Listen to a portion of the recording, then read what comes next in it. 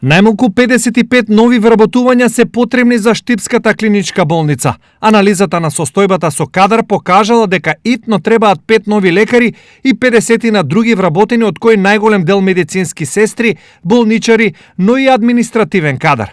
Ова е резултат на делумно зголемениот обем на работа, а делумно за пензионирање на кадар кој треба да биде заменет. Дополнително ќе се бараат и нови специјализации.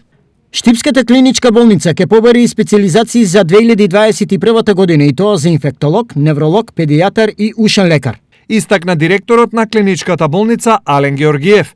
Потреба од кадар има и Делчевскиот здравствен дом, каде приоритет е лекарскиот кадар. Администрацијата немаме проблеми, немаме потреба, меѓутоа во последно време се укажа потреба од повеќе вработување на доктори, заради тоа што доста доктори не напуштија. Така да имавме проблем и со реализација на специјализациите од 19 година.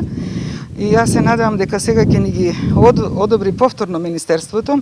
Поради пандемијата и заминувањето на лекари, во Делчево пропаднаа 2 специјализации. Сега има услови да се реализира една, а за друга ќе мора да се чека ново одобрување.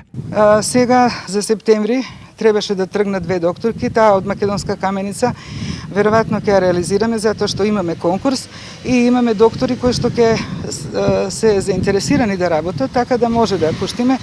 А докторката која што ја доби специјализацијата во Делчево се однесе многу неодговорно. Ја напушти државата и специјализацијата остана нереализирана. Сега ќе бараме повторно да ни одобрат и треба да распишеме нов конкурс.